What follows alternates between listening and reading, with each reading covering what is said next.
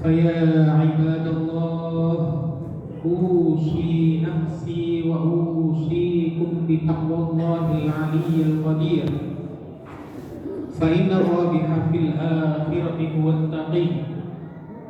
وقال تعالى يا أيها الناس اعبدوا ربكم الذي خلقكم والذين من قبلكم لعلكم تتقون الذي جعل لكم الأرض فراشا والسماء بناء وأنزل من السماء ماء فأخرج به من الثمرات رزقا لكم فلا تجعلوا لله أندادا وأنتم تعلمون.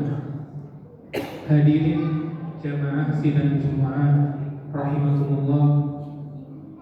Pertama-tama Al-Khatib ingin menyampaikan sebuah wasiat baik untuk diri kami pribadi maupun untuk hadirin sekalian agar senantiasa bertakwa kepada Allah Subhanahu wa Ta'ala dengan menjalankan setiap perintahnya dan menjauhi setiap larangannya. Fa inna rabiha fil akhirati huwa taqi. Karena sesungguhnya orang yang benar-benar beruntung di akhirat kelak adalah orang yang bertakwa. Ia jalani kehidupannya dengan keimanan dan ketakwaan, kemudian meninggal dalam keadaan beriman, dalam keadaan bertakwa. Sungguh orang yang semacam ini, bagaimanapun kondisinya di dunia, dialah orang yang benar-benar beruntung. Ketika di alam kubur mendapatkan kenikmatan, ketika di mahsyar dilindungi oleh Allah dari terik matahari yang didekatkan kepada kepala manusia, yang pada waktu itu keringat orang-orang yang bercucuran hingga sebagian di antara mereka keringatnya menenggelamkan dirinya sendiri. Ini menandakan bahwasannya sesuatu yang terjadi itu sesuai dengan apa yang dikehendaki oleh Allah. Kalau kita perhatikan sifat air yang ada di dunia ini, seandainya dilemparkan, seandainya dituangkan di permukaan yang rata, akan mengalir, akan lober kemana-mana, mengalir dari permukaan yang tinggi menuju permukaan yang lebih rendah. Itu adalah sifat dasar air yang memang Allah kehendaki untuk berlaku di dunia seperti itu. Jika Allah menghendaki sifatnya dengan sifat yang lain, maka yang terjadi adalah sesuai dengan apa yang dikehendaki oleh Allah. Fi yaumil mahsyar, pada hari mahsyar kelak, ketika keringat seseorang bercucuran karena saking panasnya matahari yang begitu didekatkan kepada kepala manusia, orang-orang keringatnya hanya membanjiri dirinya sendiri, tidak mengalir menuju orang lain. Nah, orang yang meninggal dalam keadaan bertakwa, ia di yaumil mahsyar dilindungi oleh Allah dengan naungan arasy sehingga tidak merasakan panas yang seperti itu.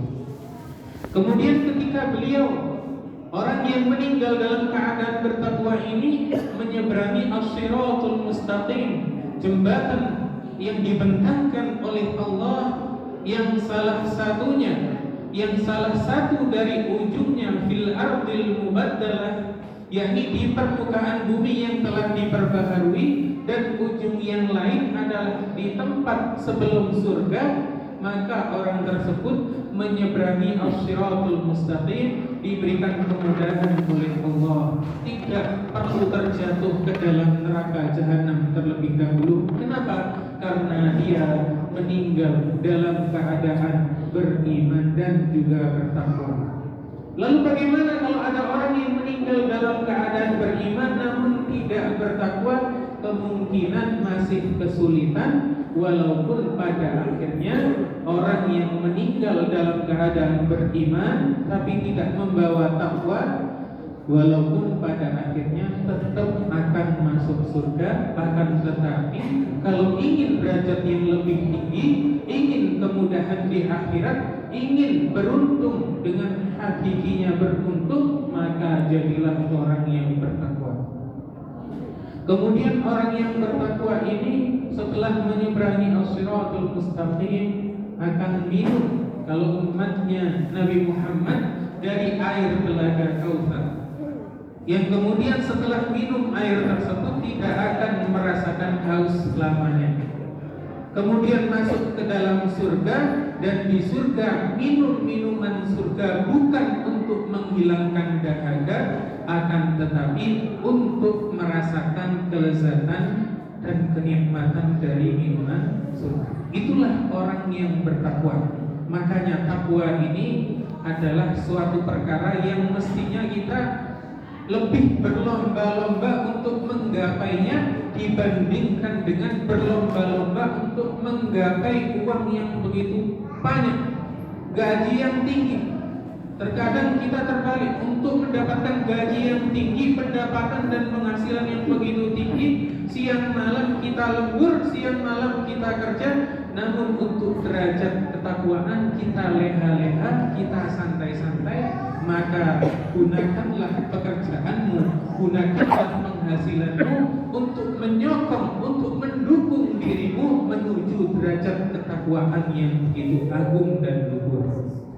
Hadirin jamaah sidang Jumat rahimakumullah, kami sebagai Al-Khatib mengucapkan, baik untuk diri kami pribadi maupun hadirin sekalian, selamat hari lahirnya Nabi Muhammad SAW. Perlu diketahui bahwasannya iblis, tahu iblis itu bukan golongan malaikat. Iblis itu adalah rajanya para jin. Iblis itu diciptakan dari api, dan iblis itu adalah makhluk yang semula taat kepada Allah, yang merupakan penduduk surga dulunya, kemudian diperintahkan oleh Allah untuk sujud kepada Nabi Adam alaihi salatu wassalam. Akan tetapi iblis berontak. Iblis tidak hanya bermaksiat kepada Allah, tapi iblis protes. Iblis merasa dirinya lebih mulia dibandingkan Nabi Adam yang diciptakan dari tanah, sehingga menolak untuk sujud kepada Nabi Adam. Padahal sujudnya iblis kepada Nabi Adam itu adalah sujud penghormatan, sujud yang tidak mengganggu tauhid, dan sujud ini diperintahkan oleh Allah Subhanahu wa taala. Jadi tidak benar yang beredar dari bibir dan lisan sebagian orang yang mengatakan iblis itu tauhidnya lebih tinggi dari malaikat. Dia disuruh sujud kepada Nabi Adam, gak pernah mau karena maunya cuma sujud kepada Allah. Bukan. Iblis tidak mau sujud kepada Nabi Adam karena merasa lebih baik, dan ia berontak terhadap perintahnya Allah Subhanahu wa taala. Jadi seandainya iblis itu mau sujud dan menghormati, menghargai Nabi Adam, sama sekali tidak mengganggu tauhidnya iblis. Justru itu merupakan penerapan dan ketaatan terhadap perintahnya Allah Subhanahu wa taala. Nah, iblis ini adalah rajanya para jin, dan iblis ini pernah menjerit 4 kali, yaitu ketika iblis dikeluarkan dari surga, dan ketika iblis dilaknat oleh Allah Subhanahu wa taala. Yang ketika iblis menjerit ketika Rasulullah sallallahu alaihi wasallam dilahirkan. Nah, jadi pas dilahirkan Nabi Muhammad, iblis itu menjerit. Enggak senang, enggak suka, benci, kesal, menjerit dengan kemuakan. Dilahirkan baginda Muhammad sallallahu alaihi wasallam, makhluk yang paling agung, nabi yang paling mulia, utusan Allah Subhanahu wa taala. Dan iblis menjerit yang keempat ketika diturunkan surat Al-Fatihah. Makanya kami mengucapkan selamat bergembira menyambut hari lahirnya Nabi Muhammad SAW. Kita peringati hari ini dengan kegembiraan. Bisa berupa dengan sedekah, bisa berupa dengan membantu sesama, bisa berupa berbagi kue, berbelanja khusus pada hari lahirnya Nabi Muhammad, dibagi-bagikan kepada masyarakat sambil mengucapkan selamat Maulidur Rasul, selamat Maulid Nabi, semoga diberikan keberkahan, selamat Maulidur Rasul, jangan lupa bersolawat. Itu kayak itu sudah memperingati Maulid Nabi. Jadi nggak harus kumpul-kumpul pengajian, nggak harus kumpul-kumpul masyarakat banyak di tengah jalan. Lah terus kalau kumpul-kumpul gimana? Ya nggak apa-apa juga, boleh, asalkan dengan cara-cara yang memang di dalam agama Islam itu diperbolehkan. Tapi kalau dengan pagelaran musik yang diharamkan, dengan berjoget-joget, dengan artis-artis yang seksi dan tidak menutup aurat, dengan alasan kami gembira dalam merayakan Maulid Nabi, maka unsur-unsur yang haram ini walaupun tujuannya baik tidak diperbolehkan untuk dilakukan.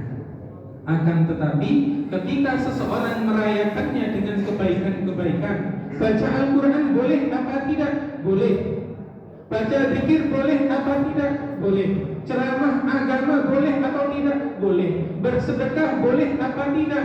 Boleh. Berbagi makanan kepada masyarakat boleh apa tidak? Boleh. Kalau ini semuanya dikumpulkan, masa ia jadi haram? Aneh. Seandainya kebaikan-kebaikan itu dikumpulkan jadi satu, terus dihukumi haram, ini yang menghukumi aneh. Lalu apakah ada contohnya di masa Rasulullah peringatan-peringatan semacam ini?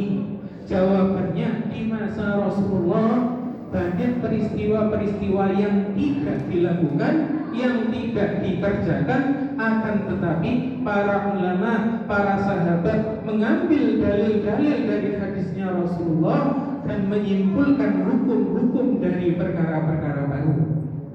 Perlu diketahui hadirin jamaah sidang Jumat rahimahullah, di masanya para sahabat, di masanya para tabi'in pun mereka merintis perkara-perkara yang baru.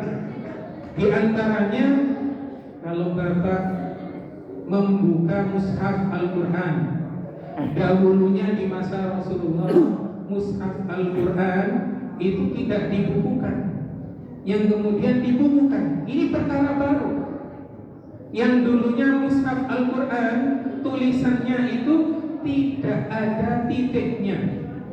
Jadi antara ba, kemudian ta, kemudian ta, kemudian sin, kemudian shin, itu tidak dibedakan oleh titik-titik, yang kemudian diberikan tanda yang baru yang kita kenal dengan mushaf yang sekarang, dan ini dinilai oleh para ulama sebagai perkara baru yang disebut bid'ah dan merupakan bid'ah hasanah. Kenapa? Karena memang dibutuhkan oleh kaum muslimin dan tidak menyalahi syariat Islam. Di antara perkara baru yang tidak pernah dilaksanakan di masa Rasulullah, akan tetapi dilaksanakan di masa-masa setelahnya, adalah ketika umat muslim, kaum muslimin dengan gembira mengumpulkan hartanya, berkumpul bareng untuk ngaji bareng, untuk zikir bareng, untuk mendengarkan ceramah agama, untuk berbagi makanan kepada sesama dalam rangka memperingati hari lahirnya Nabi Muhammad SAW, maka ini termasuk perkara baru yang terpuji dan tidak perlu diragukan lagi. Lalu bagaimana dengan hadis yang seringkali digemborkan oleh orang-orang yang sedikit-sedikit membid'ahkan? Kata mereka, bukankah ada hadis kullu bid'atin dhalalah? Maka kita jelaskan bahwa hadis itu tidak bisa cuma diambil satu yang lain ditinggalkan. Sebagaimana hadis Nabi kullu bid'atin dhalalah itu juga hadis, Hadis Rasulullah man sanna fil islami sunnatan hasanah itu juga merupakan hadis. Nggak boleh seseorang mengatakan saya pakai hadis ini, hadis yang lain saya tinggalkan. Tidak boleh, karena sama-sama hadis Nabi. Lalu bagaimana? Maka mimbabil am wal khas, mimbabil am wat takhsis. Hadis kullu bid'atin dhalalah, bahwasanya seluruh perkara baru yang tidak ada contohnya di masa Nabi itu adalah perkara baru yang dhalalah, yang sesat. Dalam hadis yang lain dijelaskan man sanna fil islami sunnatan hasanatan, barang siapa yang merintis perkara baru yang baik di dalam Islam. Ingat, dalam Islam Nabi gak bilang dalam hidupku, di masa hidupku. Nabi bilangnya di dalam Islam. Maka ia akan mendapatkan pahala dari apa yang ia rintis, dan mendapatkan pahala juga dari orang yang mengikutinya, tanpa mengurangi pahala dari orang yang mengikutinya. Artinya setiap perkara baru yang tidak ada contohnya di masa Nabi itu merupakan kesesatan, kecuali jika perkara baru yang dirintis tersebut adalah perkara hasanah, perkara baik yang sama sekali tidak bertentangan dengan syariat Islam. Jadi hadirin jamaah salat Jumat rahimahullah, jangan ragu-ragu untuk menggaungkan dan menyemarakkan hari lahirnya Nabi Muhammad SAW. Kalau tidak mampu melaksanakan pengajian, kumpulkan harta semampunya, walaupun pribadi, berbagi kepada sesama. Sehabis sholat Jumat bisa berbagi kepada tetangga 5.000 rupiah, kepada 20 orang, tidak masalah. Diniatkan sebagai ungkapan atas kegembiraan di hari lahirnya Nabi Muhammad SAW. Tidak harus dipaksakan dengan seremonial tertentu, tidak harus di gedung. Boleh kalau mau di gedung silahkan, tapi kalau mampunya dengan bersedekah 3 piring nasi, 3 bungkus nasi, silahkan bersedekah sebagai ungkapan rasa gembira atas lahirnya Nabi Muhammad SAW. Semoga bermanfaat. Barakallahu li wa